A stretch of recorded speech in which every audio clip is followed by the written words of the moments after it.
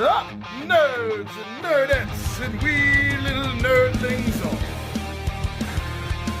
It's your buddy Big John and G, the Two Gun Pixie presents Legendary Gaming.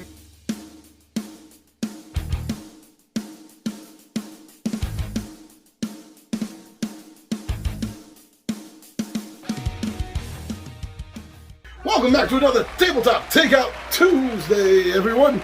Now, before we get things started, I want to remind everyone that for the rest of the month of July, we still have our giveaway contest going on, and that's where we are giving away a free copy of Fallen Land 2nd Edition. This is the post-apocalyptic board game, a sandbox-style game of survival, of town building, of adventuring. There's a lot in this big box. So here's all the information that you need to know in case you want to get involved and try to win a copy of Fallen Land 2nd Edition. Now, moving on, I just want to say thank you to everyone that's been watching and subscribing and supporting this weird channel that we're doing, that we're not even trying to monetize. We're not trying to get sponsors for. We're just doing videos that we want to do, how we want to do, when we want to do. We're doing it our way. So thank you everyone for supporting that. Now, before we get on to the episode, we have a word from our sponsor. That's us. We are our own sponsors. We get to tell us what to do. No, really, we are the only sponsors that we have, and we have a Zazzle store. So if you want to go check out some products that we've designed and put up on the print-on-demand Zazzle store, some of our T-shirts, we really enjoyed the designs. Some of them have been moving pretty fast, actually. We've been having some fun with our mugs. I love the mugs. Mugs are my favorite. And we have a lot of other things. Go take a look. Maybe there's nothing there you like, but maybe there's something. You don't know. And it's a nice little way to help us out. Yeah, what a great sponsor to have for this channel, huh? All right, I want to tell you why I love a game by Kolossal Games. And it's a little game for such a colossal company. And that's Totemic. When you go down to the table, I'll meet you there and we'll talk about this fun little game.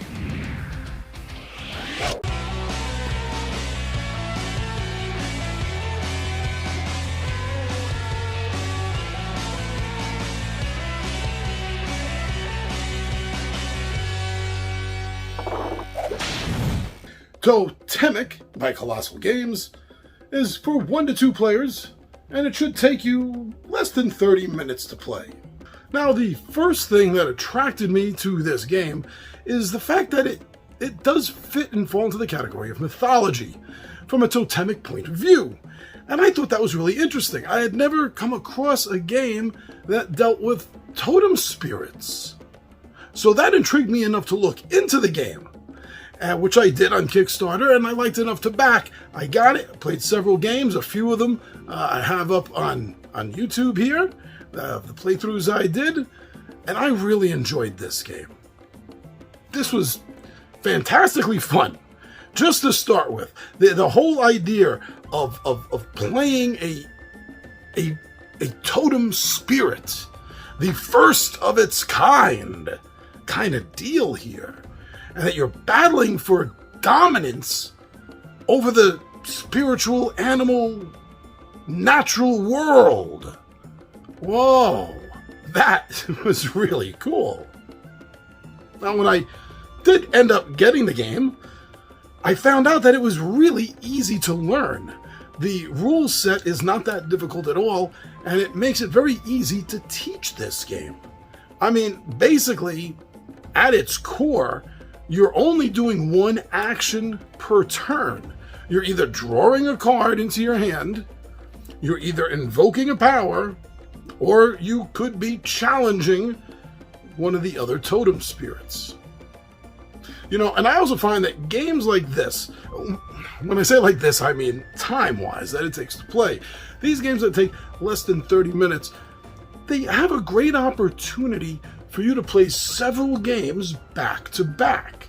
Now, especially if this was a first playing of the game, as it was with me, after I turned off the camera, the very first playthrough I did on camera. And after that, I ended up playing it 2 more times that night after I turned off the camera. I was ready to go to bed, but I just couldn't because I wanted to play this more.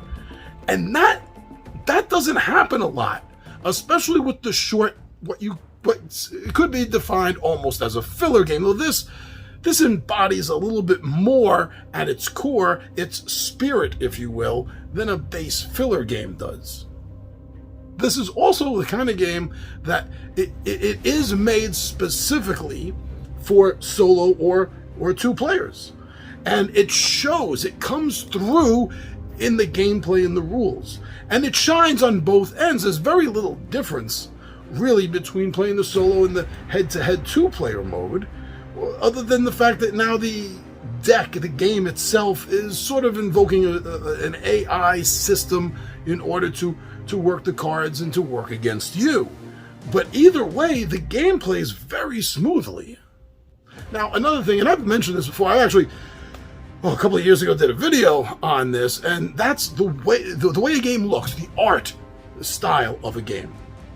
To me, that means a lot. It doesn't mean that everything has to, look like Fran Franzetta, created the art for the game, but I'm looking for something art-wise in a game.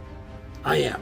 And this was completely different. I mean, the artwork is absolutely beautiful, and I just kind of fall into the game even more looking at this artwork, because it is, as the name of the game suggests, it is all based on sort of totemic art style. Could it not? Obviously, but it comes through in such a beautiful way. I absolutely adore looking at these cards while I'm playing the game. It transports me a little bit more, you could say, into the thematic world that the game is setting up. This game really does hit it on a lot of marks, I think. It is, as I said, it's fast to learn, to teach, it's beautiful artwork, the mechanics of the game run smooth, and it fills a niche in this kind of thematic system that I have never seen in a game before. Now, yes, there have been games that use or incorporate native and indigenous stories, but nothing that I've seen that is this. And it isn't just one sort of indigenous concept.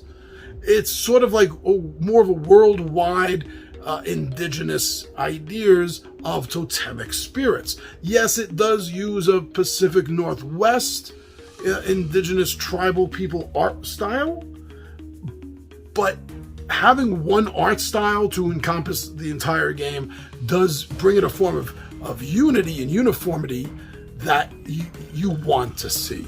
And I think they made a good choice using that style of totemic art, even though, as I said, it is representative from more than just the Americas. But altogether, everything comes through. It pulls through on this game. And that's why I know this game for me is a keeper. I know it's going to be on my shelf as long as I have shelves.